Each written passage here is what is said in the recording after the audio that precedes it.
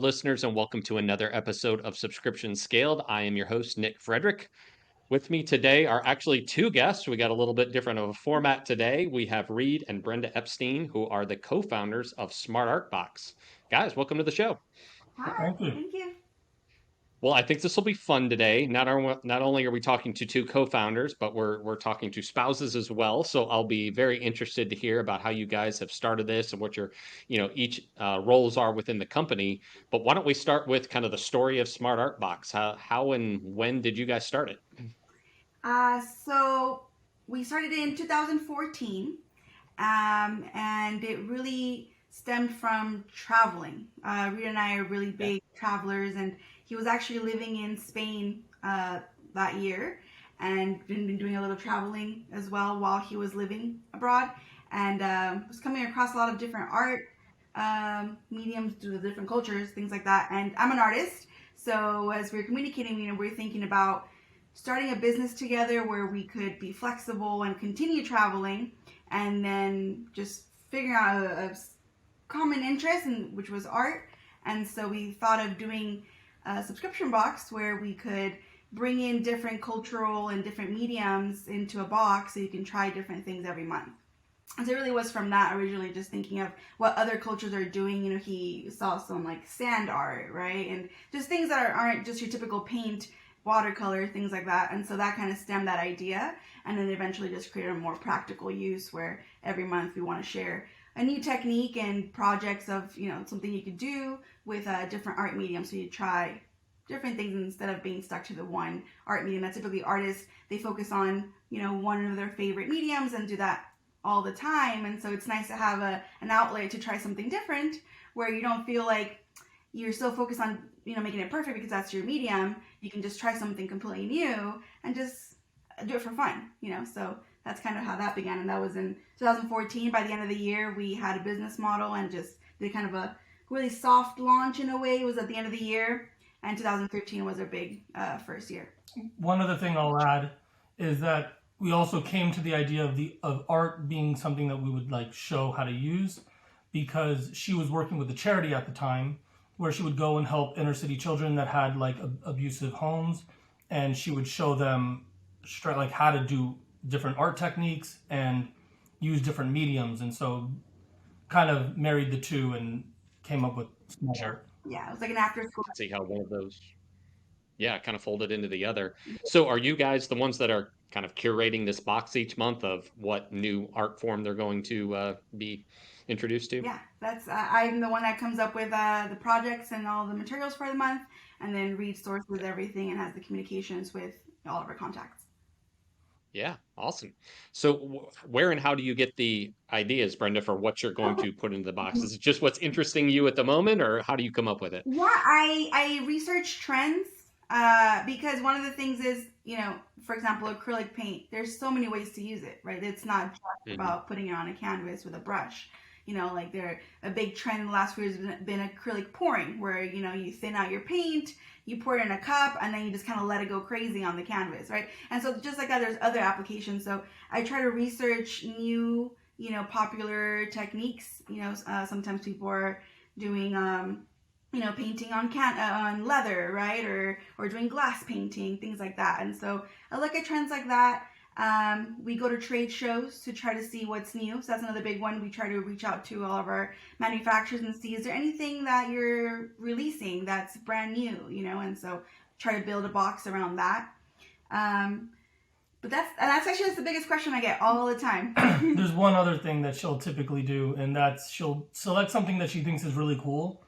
And even if it's not super art related, maybe it's more crafty, we try to find a way to sneak it in so that people can give it a shot and try it, because there's a lot of techniques that you can learn that are outside of the fine art world that really help your fine art skills improve. And so we try to help people, I guess, explore outside of their box. Like one time we did a body art box, which is, it's very different. It's not a fine art technique, right? And so it could be a little scary or just not really what you want to do. So it was like a temporary ink, right? Like henna, but it was called Jaguar. Yeah. But in tandem with that, I did a sketching project. So we included a sketchbook and a big graphite sketch set with different tools. So you can just work on a graphite project and sketching. And if you wanted to, we included transfer paper so that you can then put that on your body. So that's kind of like the combination there, where like you had a sketchbook and it was a sketching lesson, talked about graphite and then using different blending tools, and then you can transfer that over into, you know, a temporary tattoo in a way if you wanted. So things like that. Interesting. Yeah. I feel like we could probably spend the entire episode just talking about how you come up with these ideas and the different ones that you've done. But I do think it's fascinating. I mean, I'm an engineer at heart, so art doesn't like come naturally to me. I think if you put paints in front of me, I would go, all right, what do you want me to draw? You know, it's not like I've got that immediate, you know, oh, I want to create this. So I think it's great for people who are interested in art to your point, you know, explore different ways or, you know, try to find something that's interesting to them. If there's any box, you know, or a type of art that resonates with them, do they have the opportunity to, you know, buy more of that or kind of explore that more if body art is something that they decide, hey, I want to continue on with this? Yeah. We have those available as soon as they release. So it's a surprise every month, right? But once they Okay. release, then they go up as a previous project on our website, and you can just purchase that specific box. So if you liked it and you want more, you can get another. Or if you're someone who doesn't really like the surprise, you can go through all the past boxes and choose the project that's right for you, right? So if you really wanted a watercolor box, you can go through and find one and select that box instead.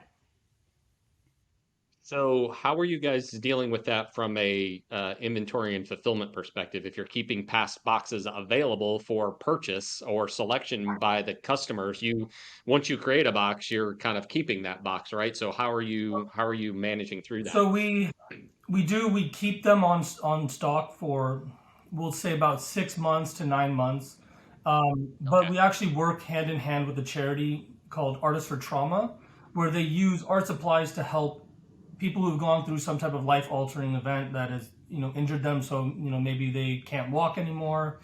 You know, something big has happened and now they need help and therapy. And so Artists for Trauma helps them Through art therapy. through art therapy, and it helps with dexterity, helps with getting emotions out, and we donate art supplies in kind donations and help them that way. So, you know, we have projections on what we expect for our subscription base, but then we usually order more beyond that. And so that'll be for our previous projects and then also for our donations. So we have those projects up until they sell out, or we just keep them for about 6 months and then we just decide to donate the rest. Gotcha. Okay. That certainly makes sense, keeps things Mhm. fresh.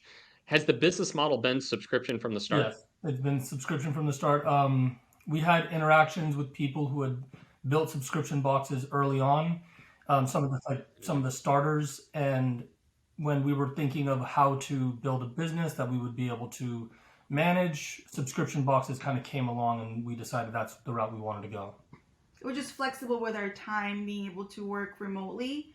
At the beginning, we Hmm. used fulfillment centers, and so we were able to really continue traveling. Like I said, we were in the beginning, and so we worked from anywhere, and then had everything fulfilled through a fulfillment center, which we don't anymore. But that Yeah, was the beginning of our box. Yeah. we brought it in house because I think we just decided that fulfillment centers it took too much out of our hands. Too much was the really important aspect of the business out of our hands. Mhm. So we brought it in house. We got a Yeah. warehouse, and we started, and we hired our first hires, And we're and growing too, so we needed more yeah, control and really access to the product on a regular basis, and just more room as well, right? Because you're limited with a fulfillment center. You have a certain, space allotted, and as you increase space, you pay for that space. Also with storage after the box is sent out. So it was just time. You know, we had a big project coming up, and speed also. right. The fulfillment speed. So there's, with a fulfillment center, you have to receive things within a certain time frame, and then they'll be able to fulfill it and ship it out within a certain time frame. And Sometimes we things are late, needed, right? yeah, we needed a little bit more flexibility in our own control to be able to just, when like, which happened immediately as soon as we moved out, we received something the day that it would have had to ship out, and because we had it in our own warehouse, we were able to inventory, check for quality, and then pack it and ship it all really quickly. So how long ago was that when you brought it in-house? September 2000. I mean, 18? 2019. Okay. So No, sorry, not September. Sorry, not September. March of 2019. 19, okay. yeah. So about a year's time before the pandemic came along, and Yeah. Yeah, right. which actually helped a lot, to be honest. In what ways? The, so with the pandemic, obviously things got out of your control. So if it was still with the fulfillment center, then we would have been at the mercy of whatever the fulfillment center was capable of doing, and them being able to manage everybody else's product and just anything that could go wrong, especially in a warehouse. You know, if a pandemic, something hits, everybody's gone, and there's nothing we can do about it. But having our own warehouse, we could work on it on ourselves, and even if it meant just the two of us going in and Which happened. fulfilling, it was just the two of us fulfilling, and we were able to really manage it. So you are 2 years into it and feel like that was the right move. Very much so. Well, since then, we've actually moved warehouses twice because we kept running out of space. Really? So we just moved into our new space in March this year, and we're hoping this is kind of our last home for a while, at least Tired of moving. 5 years. Yeah, we got a really big space so that we can grow into. And the thing is that we have special collaborations, and those are big special edition boxes, and so the volume for that is a lot larger than our subscription. So we need the space for all the product, all the boxes, and then to have a team. And we're kind of on a good repeat pattern of having these collaborations where it made sense to get a bigger space, even though for our monthly boxes we might not need such a large space. It's enough. So Nobody likes to move. Never fun. But no. it's been a good problem, right? You've had to move because for growth concerns or for growth reasons, right? Yeah, it's always a good problem, but when just like when you look back fondly, Yeah. When you're loading during a truck, it doesn't always feel like a no, good problem, does it? No. no, it does not. Hmm. Yeah. Not on your 15th load of that year. Yeah. I mean, besides running out of space, was there any other impetus or kind of point where you said, okay, this is now the next phase for us. We're willing to take that leap and go into the bigger space? Was it certain metric of members? Was it a revenue metric, or what was it for you guys? Well, we were seeing growth with our numbers, so we realized that very soon we were going to need more space anyways, just within our own company. And then these collaborations on top of having these larger numbers, which means that by having larger numbers on your constant subscription, you can't receive everything in the same month. When we're smaller, you could receive anything you're going to ship in May, you can receive it in April. But as you get bigger, you have to start being able to receive early. You have to be able to receive if you're going to ship in May, maybe March, February, which means you have to store it for a longer period of time. It takes up space. You have to be able to manage it. When you have a smaller space, you can't really keep track of everything too well, so you could maybe lose or even break things. So you need more space to maneuver things. And then as we do these collaborations, like Brenda was talking about, we need even more space for potential big, huge moments where it's like 2-3 months, our entire warehouse is flooded, and then we can fulfill everything, and then we're pretty empty, but we need that capability. Was this the first subscription business that either of you have started or been involved in? Started, yes, I'd been involved in others with other people, but started, yes, this was our first subscription business. Consultant, not Yeah, as a consultant, I was a part business. of other businesses. Before subscription boxes, I was a consultant for scalability, efficiency. Gotcha. So you came into this somewhat knowing what to expect. Yes and no. Every subscription box is, very different in what its, Yeah. base model is. So art being a pretty different medium than what I'd worked with before, I'd say that it was a bit of a jump, but yeah, it worked out. Any particular things come to mind that you've learned along the way that were surprises or maybe just more challenging than you thought they were going to be? Identifying our target market. We started off initially thinking that we were aiming for, seasoned veteran artists. And then we slowly moved to maybe more people who are just artsy, and then continued to move to people who are more hobbyists. Because what we found was seasoned veteran artists, they had their trade, they knew what they wanted to do, and they, can't teach an old dog new tricks. People who are artsy, they typically buy a lot of art supplies. So even though we're sending very new and trendy art supplies and trying to get people to try new things, they would still have a good deal of what we were sending already in their arsenal. And, they would say, oh, this is great. Like, I like the fact that you guys are sending what we already like, but I already have this. I already have it. So, and we saw that happening a lot with bloggers and artsy bloggers, that they would have a lot of what we were sending, because there's only so many things that can be like the best brush or the best pencil. So if we're sending the best pencil and they already have the best pencil, then there's not much there new. So then we moved to hobbyists, and we found that hobbyists were really the more of the demographic that were interested, because our box is very based around like it's a cohesive box. Everything we send is everything you need to be able to do this project. And so you don't need things from outside. And so that allowed them to... And there's a project guide, so they really appreciate that. So there's 2 projects that you can follow along step by step to use your materials. And so I think we found that hobbyists really appreciate that and enjoy the process, versus more experienced artists really don't want to follow a project, and they just want to pick up whatever they have and do their own thing, which is great as well. But then they run into the problem where they were getting a lot of repeat things that they already had. But it's kind of been a work in progress. Doesn't mean they don't enjoy it. It's just we found that our better demographic is hobby, hobbyists. And never underestimate people's love for a bonus piece of candy. Yeah. All right, that's an interesting little tidbit there. Tell me more. It's surprising, but we didn't think should be added. We thought, it's candy, and that's not really a part of this art. And we kept seeing, people going on about this candy. So we decided, what, let's try some really cool candy. And we started trying to add little pieces of candy, and people just loved it. And they just get so excited. I think it's just a little bonus, like getting stickers and little freebies, things like that, maybe a little separate from the theme of your box in a way, just excites people, and they're just it's a treat. And we didn't expect it to be such a big deal, but we've had so many comments about them looking forward for their candy. It's just interesting. Actually, we've had messages saying, hey, my box didn't come with a candy this month. And it's literally like, a single serving, taffy or jelly beans, right? But we've had messages like, oh, my box had no candy, so it's important to people, I guess. Yeah. Wow, interesting. Yeah. These hobbyists, are they typically adults, or are you targeting kids or teenagers as well? Adults and maybe teenagers with a knack for art, but most of the time adults. And if it is teenagers or younger, they're doing it with their parents. Yeah, but it's like Okay. for adults. Gotcha.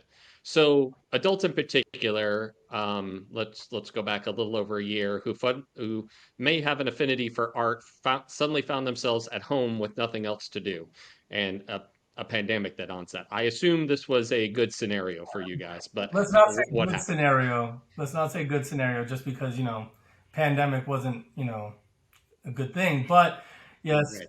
all the art world, actually, that one thing that happened that we didn't expect was that because it worked, people are buying more of our subscription box, they're buying more of all the art supplies. So getting a hold of art supplies became actually increasingly difficult, because all of the art companies that had projected for the next year now sold out within a month for an entire year's worth of art supplies. Ooh. When you come to them and you tell them, hey, I want to buy art supplies, and they say, well, we have none. Yeah. Yikes. They had issues with selling that, and then also getting even packaging. That was really hard for them, right? Because most of the packaging comes from China, and so just getting the bottles for their paints, right, or the blister packaging, things like that. So that really delayed things because of the volume of orders and the growth that the art industry had, at least online last year. And then another thing is that our box is very much to expose people to new art supplies. So that's kind of a marketing mentality for a lot of the art companies. And during the pandemic, they weren't really looking for new marketing because they sold out of all their products. So, that pushing the typical marketing, mentality didn't really hit home for them as much. Wow. How did you guys deal with not being able to get supplies, or, maybe get packaging? Did you have to get creative with how you were fulfilling your boxes? we found new people along the way because of it. Yeah. Tried new brands. Yeah. Tested a lot of brands to make sure that we were still getting the quality we needed, but with new brands. So I think a lot of new brands ended up getting a lot of exposure because of it. And I mean, overall, we had long-standing relationships with a lot of companies, so they were we had already placed orders for many months in advance, so they were still like holding those orders for us. So we kind of got to ride out most of the pandemic without worrying too much. We were, we were like a year ahead, and we had already pretty much, kept quantity. So getting more quantity was a difficult part, but getting, right when we needed it, but getting the product that the base product that we needed was not too difficult because we had already kind of prepared for it. Also, that move to a larger warehouse was probably quite fortuitous, where you were able to kind of stock on the shelves further in advance than you were capable of when you had smaller storage, right? Yeah, we started telling our vendors to just ship it to us instead of waiting because we didn't want to risk it getting Yeah. taken off the shelf. Just It send happened it, I'll once. take it.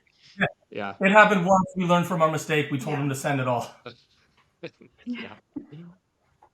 So as you guys have grown, and well, I guess really all the way back to when you launched, looking at the website itself, the technology and tools that you guys have put into place to, build this business to have a presence online, and then, do fulfillment, manage subscribers, accept payments. How have you guys made those decisions along the way? Have you looked for tools that you could pull off the shelf and implement easily? Have you built it from the ground up? How have you guys made those types of decisions? We a lot of research looking into different tools. As a scalability and efficiency consultant, I was always looking for new tools, new software and programs to make things easier. So that's just a consistent thing for me as it was. So it wasn't like going too far out of my comfort zone, and just constantly learning new software just had to happen. It still has to happen. You can't sit and wait for the software that you want to come out. So you just sometimes have to, work with development teams. Neither of us are developers, so we'd have to work with development teams to make certain software that we wanted work the way that we wanted them to. Definitely. One of the things that I feel like you might not notice because you do this so naturally, but Reed's constantly having demos set up for different companies that he's finding. So I think he's constantly doing research and finding if maybe there's a better processing, merchant, right? Or another software, another plugin. And we do demos regularly, and I think, but I think that's important to always have someone on your team that's just checking to make sure you have the best system in place. And maybe as you're growing too, things changed for us. So we have continued to change and still piece together what we want, out of our, what do you call them? The processing. Merchant service fees, things like that, or inventory programs. We're still testing things, and I think that's probably going to continue as we grow. Part of what I always make sure I do, I guess if I'm thinking from the consultant side and giving advice on that, is making sure that you don't pigeonhole yourself into one software that is a do-it-all software. Probably a similar reason why people will try to use that one software, like for instance, and I'm not going to say a name because I don't want to get in trouble, but they'll use one software that they think is going to do everything, but it does one thing really, really well and maybe something else decently, but then everything else that it offers is just because people want that and they know they can make more money, but it's not really meant for that, so they're not doing a great job of it. It doesn't develop because they can only develop one area really well. It's expensive to keep developing everything and trying to keep it on par with every other company out there. So making sure that you're using different softwares that's the best of what they're able to do, and making sure that their plugin or their API is strong, and also being able to pull your information off of them if they ever stop being good. Now, mind you, it's not easy, just like moving new warehouses is not easy, but if they're failing and they're not holding up their end of the bargain, you can't let that affect your customer experience just because you don't want to move. And another big part of it is, from my end, is renegotiating rates consistently as we grow. Talking with our merchant service fees or, any different area, just constantly trying to renegotiate rates, making sure that we're paying as little as possible. and getting the best bang for our buck every time we're doing any type of big sale. We plan for the future, so we try to make sure that we're ready for a big sale and we'll be able to make more money as we renegotiate. Glad you brought that up. So prior to starting Rebar, I did what you do. Was working with merchants, did consulting, helping them find payment processing, billing platforms, CRMs. Mm-hmm. Just trying to find the best fit. And inevitably, especially when you're talking about a merchant of any kind of scale, there's something unique about their business, and a SaaS platform is this walled garden of this is what we do. And yeah, you can configure and do some things, but at some point we find that you might meet 8 out of 10 use cases, but you don't meet 9 and 10. So either you live with the way they do it, or you end up implementing some kind of workaround, right, to make it work for you and your business, which might be the right short-term decision. But in a lot of cases, that eventually can come back as well, because now you're kind of pigeonholed into something. And when you want to take and implement use cases 11 through 15, they're like, yeah, we don't do any of those. Yeah. So to your point, now you've got to make this big lift and shift over to something else, and which can be awfully painful. Yeah, I mean, I'm glad you brought up CRM because that one always stuck in my mind, because it split at some point, and if you don't do your research and keep on it, you don't realize that CRM, which used to be all encompassing of just customer relation management software, now is CRM and EMS, email management software, and customer relationship management. And so I remember the day when I was looking for a new CRM because the one we had was not really working for us anymore. I was looking into a new CRM and found that the CRM that we were looking at didn't send emails. It just held the data and managed the customers, ranked them. And I remember thinking that was very strange because I thought, all CRMs are supposed to send emails. That's just part of what they do. And then I learned about EMS, and it had been a year or two since I'd last looked into it. So now all of a sudden there's a whole new type of software out there, and it just keeps changing as we go. There's always some new, more robust software out there, and without constantly doing research, You fall behind. you're just going to fall behind. And the software that you use a lot of the time, if you didn't choose a really strong company, like something that's going to last, it could start falling behind. Maybe the data that you're having isn't so accurate and can just really affect your company overall. So I've been doing subscriptions for about 20 years now, and back in the day it was very hard to start a subscription business, and there were not tools out there that did it for you. And in almost every case, it was your only option was build. There was never a buy. You had to go out and build the system that you wanted that kind of met that need. And we have become just light years in the past 20 years, especially the last 5, with just this proliferation of tools that are out there that can do so much of this for you, which is fantastic for startups, right? You can Oh start a yeah. subscription business in a week if you want to. It's not actually all that hard, but scaling it, growing, getting into new markets, new payment methods, acquiring customers from different channels. Now everything gets a lot more complicated, right? And to your point, Reed, some things are really good at one thing and then have bolted on a few other things to meet some sort of client demand, but it's not core to what they do. But of course they're going to try and sell it wherever they can, but it's important to kind of boil it down to, okay, what are you guys really good at? And sometimes that takes, I think, talking to other customers of theirs, going, okay, tell me, really, what are these guys good at? And, where have you seen challenges? But how do you sort through that and really find one that's the right fit for you guys? A lot of research and comparing them, and like you said, just being in the industry, a lot of other people using a lot of other different softwares, getting feedback on how they feel about their software that they've been using, what are the pitfalls, and running through demos, making sure that you know what questions to ask. And one thing that we've learned in the last maybe 2 years is making sure that you ask even about the things that you would think are just expected, because there's been a few softwares that we've jumped on board with that a lot of things that you would think are just, this is expected. Anybody, like with the CRM, if you jump onto a CRM that you think is going to be able to send out emails, and now all of a sudden they're telling you, no, we don't do emails. You have to have another software for that needs to plug in with us, and we don't plug in with any of the normal ones. So now you need to plug in with one of the ones that's obscure and it doesn't really do a good job, and they have all their own fees, because those fees can kill you. They all of a sudden, if an EMS is not just charging you a monthly fee and instead tries to charge you per 1,000 emails you send out or something, it could just kill you. So being prepared and really asking those types of questions. There's some types of questions you would think shouldn't have to be asked, but you just have to ask them with everything. Well, my favorite example of that, which is something very near and dear to me, is payment processing, right? Especially if you're accepting credit cards. Most businesses, when they start up, go out to Stripe, and there's nothing wrong with Stripe, but you get into these blended interchange agreements, right? Where you're just paying like 2.75 or 3% plus 10 cents a transaction. And again, when you've got 100 customers or 1,000, who Yeah. cares, right? That's kind of pennies difference. But as you scale up that business, at some point, an interchange plus arrangement is going to make a heck of a lot more sense when you're paying actual pass through plus just some sort of processing fee, Hmm. right?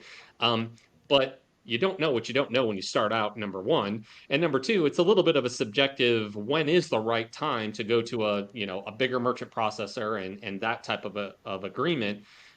Because there's always switching costs and there can be a lot of headache and just costs moving from one to the other. So if you found yourself in that situation, maybe not payment processing specifically, but something else where you were like, yeah, we thought this was fine, and then got to some point and thought, yeah, we really need to revisit That this. exact situation, yeah, about 2 years ago. Okay. Yeah, like I said, we were already going through a bunch of renegotiations of a bunch of other different software that we were using, and merchant service was one of the ones we decided to go through.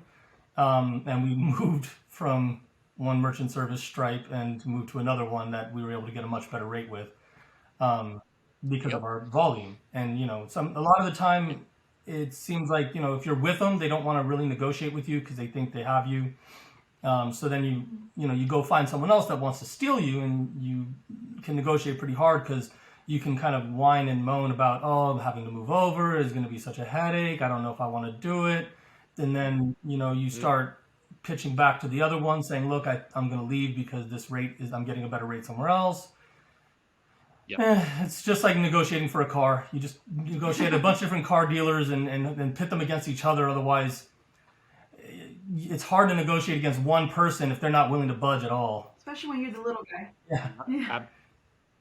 Yeah, absolutely. Well, I can tell you that no matter the scale, that doesn't change. On our consulting side of the business, we help Fortune 500 companies go out and renegotiate these payment processing agreements. And we're talking of fractions of pennies per transactions, but the incumbent knows they're the incumbent. And if you're talking about a major e-com company or a major retailer, they know that it's going to cost millions of dollars for somebody to switch from, processor A to B to go through all of that change.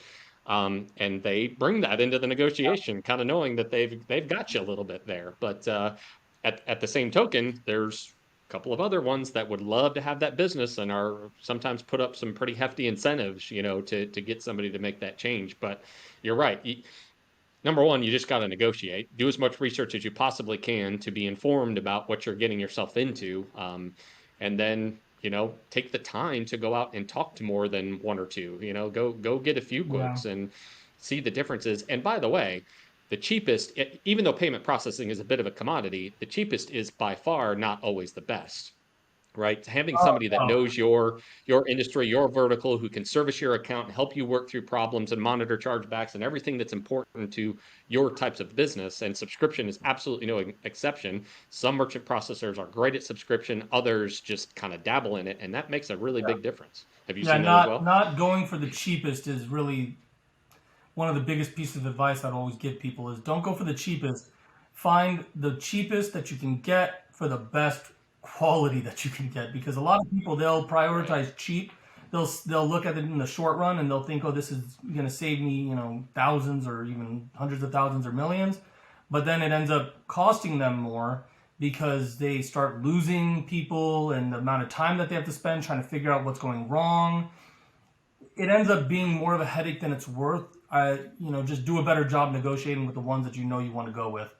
Um, and honestly, one way that you can always find out, an easy, simple way to find out if the one is not a good one to go with, and they're just giving you a really cheap rate, and you should be aware of that, is if you're trying to use them in your negotiation tactics against another, like say merchant service. We'll just use that for example. Like if you're negotiating with Stripe, trying to get a better rate, and then you try to go to another merchant service that starts with an A, and you say, I want to get better rates, and they say, okay, we'll give it to you. We'll give you the best rates that you can possibly get, and you're just stunned. You're like, this is going to save me thousands or hundreds of thousands, And then you go back to Stripe and you say, look, these people gave us this rate. Can you match it? And they say, oh, no, we're not going to match that because, we don't deal with that. That company isn't one we'll match against. And then you realize, oh, there's probably a reason their rate is so low. And you don't want to negotiate. You don't want to, there's some places you can like save $1, but merchant service fees, recurring billing, your cart, your platform, that you don't want to save $1. You want to get as best as you can. Right. Actually, recurring billing, I was thinking about it earlier, is funny to think that only in the last 10 years has that even really become a thing. And now every merchant service is jumping on the recurring billing software style. But before, there was nowhere, like you were saying, with like these, subscription boxes. We couldn't find anything that would just automatically rebill all of our customers. We just had to send them invoices and hope that they would pay and re-up.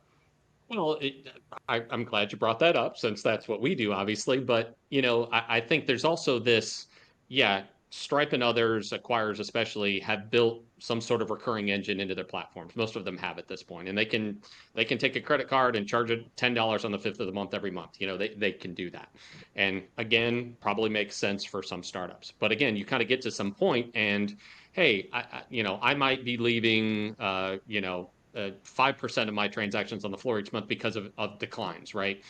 Wasn't able to collect. So the way that a system recycles those transactions, when it presents them, to what type of card, how many times you try before you finally give up, when you communicate with the customer of something that has happened, have you implemented account updater? Is all of this compliant with the new Visa MasterCard rules around stored credentials? All of these things start coming into play, right?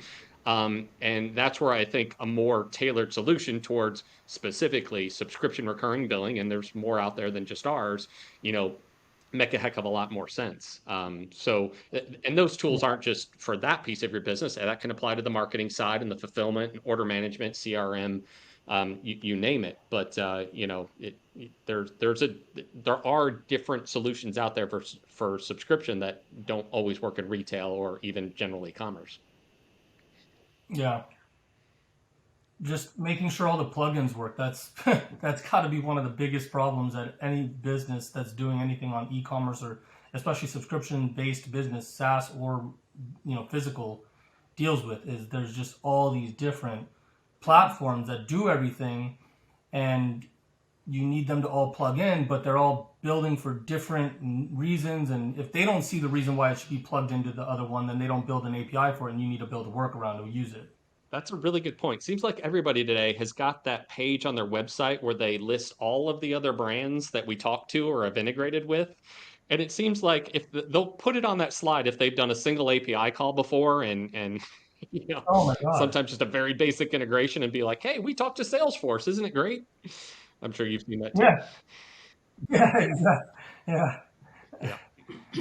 Well, what's next for you guys in terms of how you scale your business to the next level? Is it a new set of products, going into a new market, a new offering? What are you guys seeing?